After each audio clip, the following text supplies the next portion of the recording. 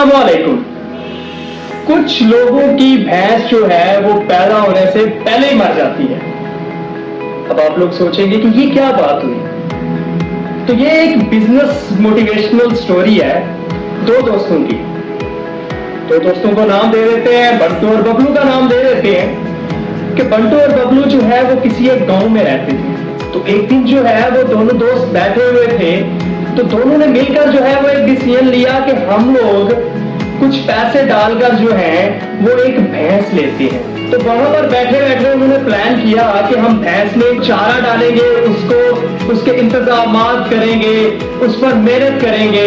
वो भैंस जो है वो दूध देगी, उस दूध से जो है वो हम दही बनाएंगे, मक्खन तैयार करेंगे और उससे जो है वो और चीजें बनाएंगे, मिल्क प्रोडक्ट्स जितनी भी हैं उसको हम मार्केट में बेचेंगे और इससे हमारा बिजनेस जो है वो ग्रो हो जाएगा। तो ये बहुत ही अच्छा प्लान था उनका। तो उन्होंने कहा कि कल हम जो है वो गांव के चौराहे पर मिलेंगे और वहां पर हम दोनों मिलकर जो है वो एक भैंस खरीदने जाएंगे।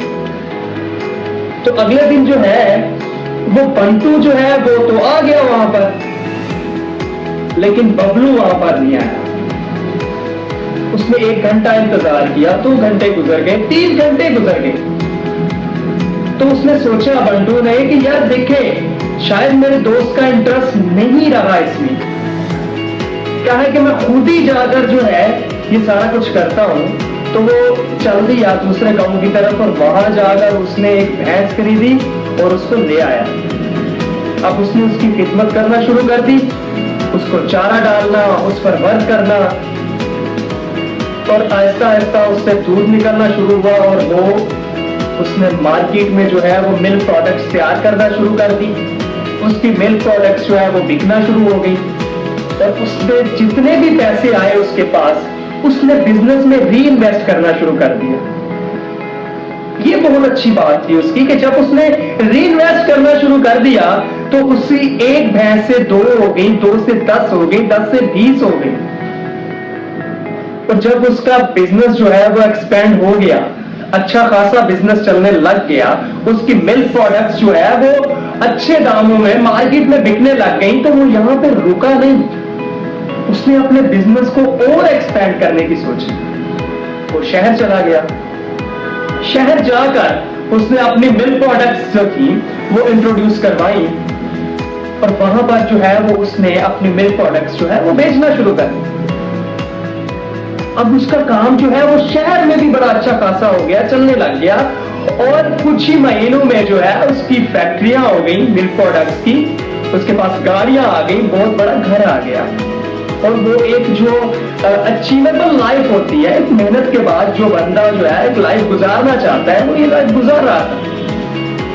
एक दिन उसको ख्याल आया कि क्यों ना मैं अपने गांव जाऊं। उसको अपने दोस्तों की याद आई, उसको गांव वालों की याद आई, तो वो गांव की तरफ चल दिया।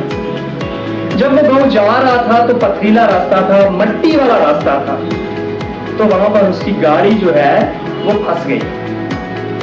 बड़ा परेशान हुआ, इधर उधर देखा तो कोई बंदा नजर नहीं आया उसको। गाड़ी से बाहर निकला, दूर उसने देखा तो एक दरख्त के नीचे एक बंदा बैठा हुआ था। बड़ा हैरान हुआ, उसने आवाजें दी, ओ भाई मेरी बात सुनो, एक्सक्यूज मी प्लीज। बड़ा परेशान बैठा हुआ था। वो उसकी तरफ बढ़ गया, उसके पास गया जब, तो उसने जब नजदीक जाकर देखा तो वो कोई और नहीं था, उसका दोस्त बैठा हुआ था। वो बड़ा परेशान हुआ कि आप यहाँ क्या कर रहे हो, मतलब गांव से दूर आप यहाँ पर पेड़ के नीचे अकेले बैठे हुए। तो वो तो हैरान हुआ ही, उसका दोस्त बहुत ज्यादा हैरान हुआ। उसने अपने दोस्त को पहली बात तो पहचाना ही नहीं। जब उसने बताया कि मैं तेरा दोस्त हूं बंटू, तो वो बड़ा हैरान हुआ कि मेरा दोस्त जो है वो सीधा सा बंदा था, 1-2 भैंसें थी उसके पास, छोटा मोटा वो काम करता था। ये इतनी बड़ी गाड़ी में ये सूट बूट पहनकर आप मेरे दोस्त नहीं हो सकते। तो उस दोस्त ने कहा कि मैंने वही एक भैंस खरीदी थी और उसी चौराहे पर तेरा इंतजार किया था जहां पर तू नहीं आया था, और आज देखो मैं बहुत बड़ा आदमी बन गया हूं। उस एक भैंस को खरीदकर मैंने बहुत बड़ा बिजनेस बनाया, एक अंपायर बनाया मैंने। तो वो बड़ा हैरान हुआ।